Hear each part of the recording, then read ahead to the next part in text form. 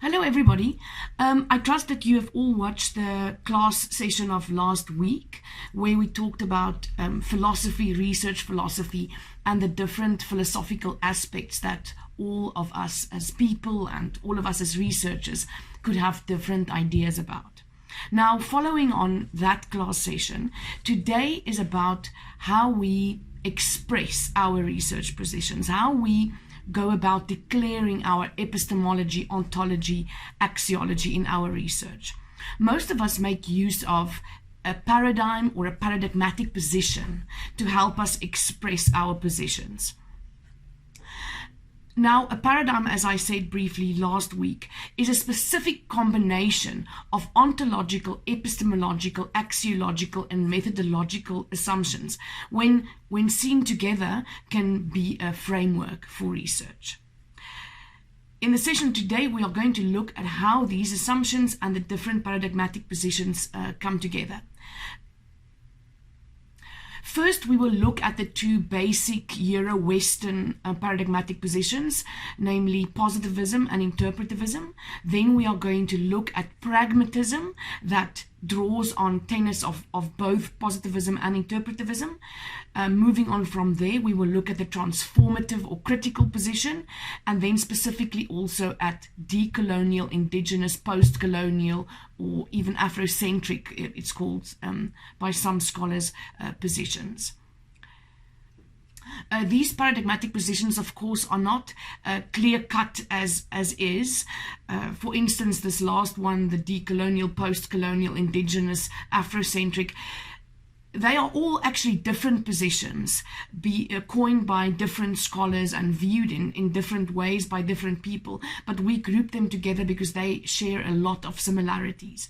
And for instance, the transformative paradigm used to be called the emancipatory paradigm and is very close to what other scholars would call a critical stance. So this is only one way of expressing it, and it's also like a way I have put it together. It's not the only way to explain paradigmatic positions. Now, first we have positivism. Positive in the sense of positivism means that something is not speculative or tentative, but sure. Almost like when somebody asks you, is the library open at the moment? And you answer, no, I'm positive about it. It means that you are sure about your facts. It's not positive like in the emotional state. It is about being certain. And already you can hear from this something about the ontology of positivism here.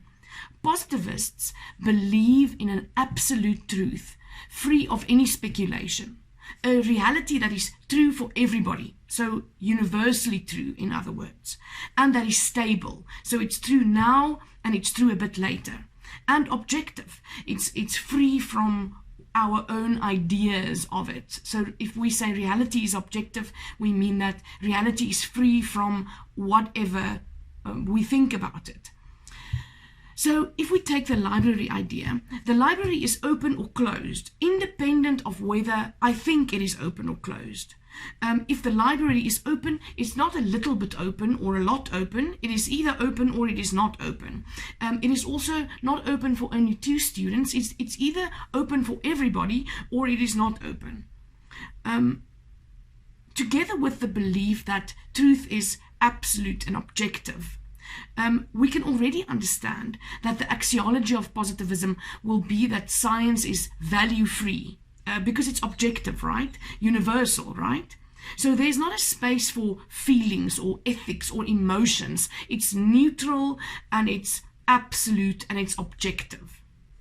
And also from the universality and the externality, we can already see that if the truth is out there and not within us, we must first experience it or count it or verify it before we can say that we know it. We can't know it from within ourselves. We must prove reality, use proof and method and strict boundaries to cast doubt on other types of knowledge and to motivate our own knowledge.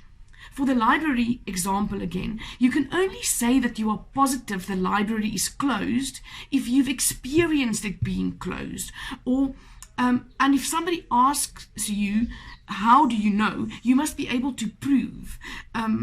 If you say it's closed because I believe it is, nobody will believe that your proof is sufficient about the status of the library. Now in life, there are many instances where reasonable people expect a positivist approach, where the logics of positivism is at the order of the day. In a democratic country, we feel seriously about voting and strict processes are followed, votes are counted, and we expect the IEC to go to great lengths to ensure that no skewing takes place and that the votes can be verified and the outcome regarded as fair and objective. In business, we do not think it strange that you must provide proof of your story and measure to exact standards in order to convince somebody to invest or buy a product from you or invest in your business. We expect proof that is regarded as universally acceptable when somebody is convicted of a crime, and we cry foul if the proof did not convince us of the facts. Also, in our own research, many contexts call or even require empiricism. It is the context, the problem, the theory, the tradition that all should be considered together with your personal preferences and the preferences of those you work with that determine your paradigmatic position. From positivist thinking grew another version of positivism. It's called post-positivism. Post-positivists also believe in an objective and external reality, but they see the limitations of the researcher and other influences in the research process, so they believe that absolute and objective knowledge can't really be achieved, but that we must still strive for it. A position called critical realism is seen as a type of post-positivism, and most social science researchers will have a more post-positivist view rather than a pure classical positivist view, because social sciences work with behaviors and attitudes and opinions, and even in quantitative studies it becomes very difficult to be a pure positivist. That's why a lot of communication scholars would rather be called post-positivists rather than positivists in the traditional sense. Almost in direct opposition to positivism is interpretivism. Basically, interpretivists believe that human knowledge is created by humans and resides in our subjective experiences. So it's not universal, but unique, not external, but internal, not objective, but subjective, not one size fits all, but as many realities as we are people. Can you see from the ontology how the axiology is already clear? Many people, many subjective realities. It implies that individual values, human values, are at play when reality is created. So researchers value the fact that people are humans, and we call the research empathetic, as researchers recognize emotion and personal value systems and also have their own value systems and personal ethics as they conduct their research. It's also very easy to understand then that researchers will see themselves as humans too, just as they view others as humans, and therefore believe that knowledge is interpreted instead of absolute, as the positivist would say. Knowledge is interpreted, and that we know by understanding or trying to understand, and that knowledge lies in the perception and knowledge of those who hold it. Some scholars differentiate between an interpretivist paradigm and a constructivist paradigm. These two share most of their underlying assumptions, but constructivists are more focused on how meaning is shared and negotiated and constructed, and how reality is hidden or revealed. So it's a little bit more political, with a little bit more suspicious flavor when compared to the intention of interpretivists to understand in an empathic way.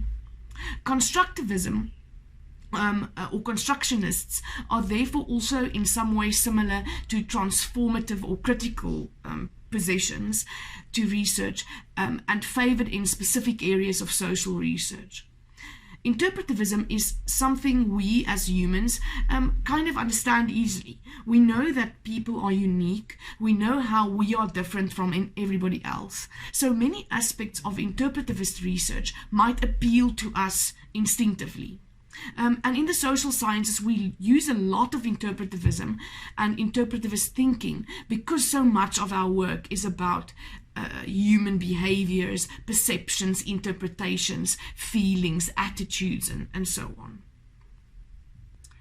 Next on is pragmatism. Now, pragmatism is weird in the sense that it doesn't really commit to one belief system.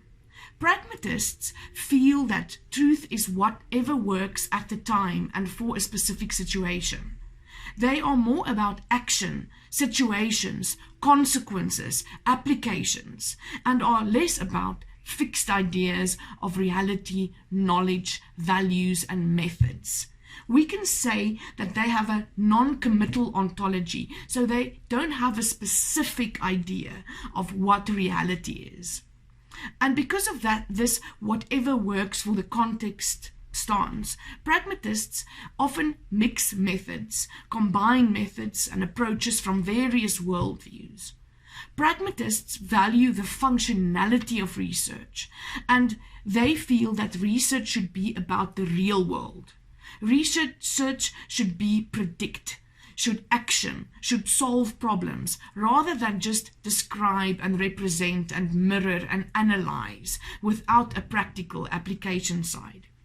For organizational communication research, pragmatism is oftentimes a very good option for applied research because of the strong links between thought and action, the strong relationship between research and the context in which it is happening.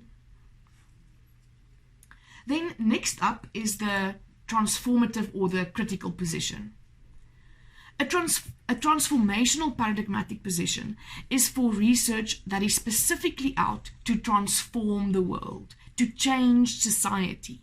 It is almost activist in its nature. Transformative research aims to empower people, expose myths, critique the way the world works, and they dig deep to find their truth.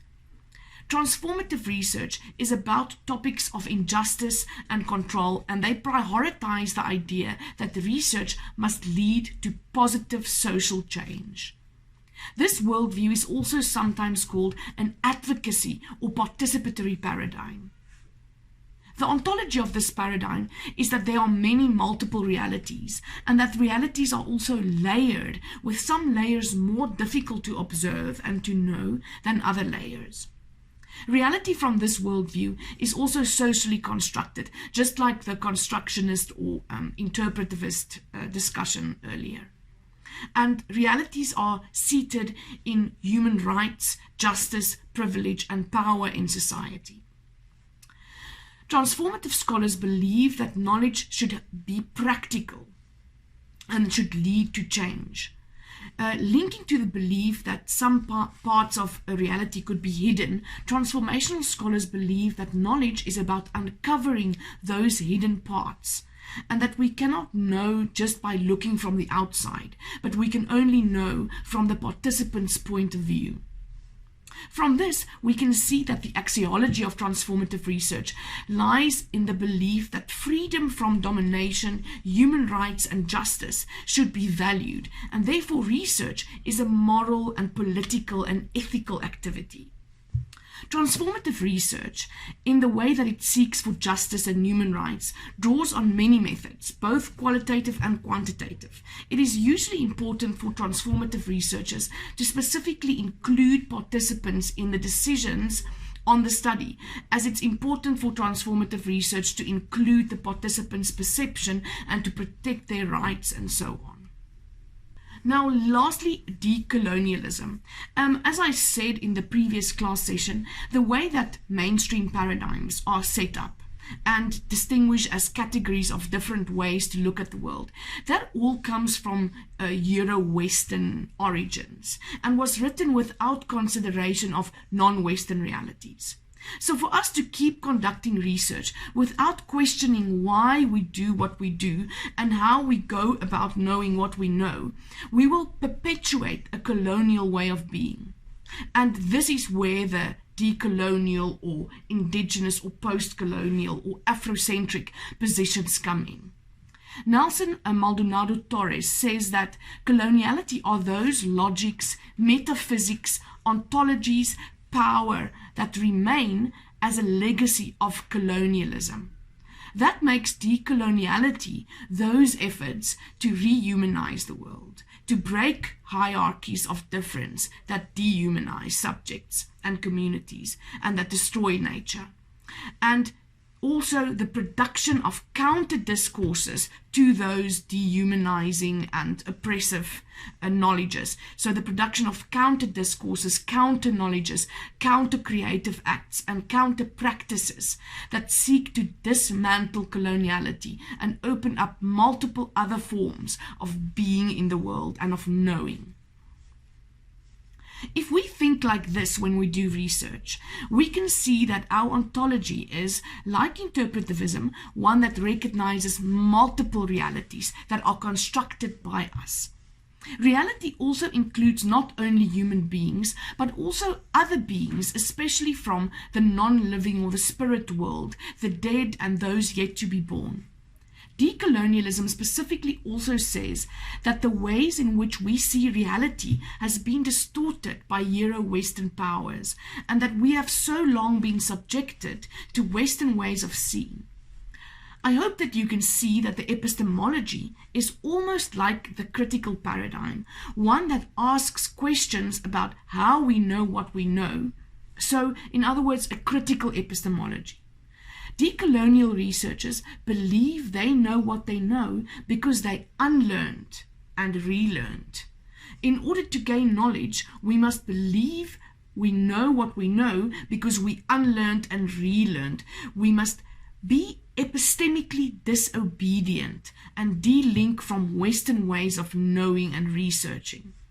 The epistemology also includes the inclusion of and prioritization of indigenous ways. For instance, the belief that we know and gain knowledge, share knowledge, and so on by relating to others. In the more indigenous and Afrocentric expressions of these paradigmatic positions, we see a lot of priority given to culturally based indigenous knowledges and belief systems. I think it's rather obvious that the axiology of decolonization or decolonialism is a specific value placed on those peoples and those knowledges that have been suppressed and silenced in the past. Decolonial research values respect and relationships, and these values also greatly influence the research processes done from this worldview. Decolonial methodology is very interesting as it includes methods not recognized by traditional Euro-Western sciences. So interesting indigenous methods could include things like storytelling, songs, proverbs, dances, myths, rituals, talk circles, and even bigger forums like Imbadu. Now, a discussion on research philosophy and these paradigmatic positions, it's complicated and it can go on forever if we had to cover all the possibilities. But I hope the discussion of today built on our previous class session on the ontological, epistemological, axiological, and methodological assumptions to show you how different versions or different combinations of these assumptions can fit together to form specific paradigmatic positions that guide our research. Your chosen paradigmatic position is influenced by a multitude of factors. Things like your personal values and belief systems, things you believe in as a human. And then also it's influenced by things happening in your discipline, things happening in the theoretical developments in the field that you work in, the preferences of your co-workers, of your supervisor, of your lecturer, the specific topic you're covering, the organizational context or the country setting in which you are working. So many things need to be considered, but one thing is certain, and that is that you can't be doing research without taking these considerations, without thinking about your position and your philosophical stance regarding your work. All right, until we speak again next week, happy studies, guys.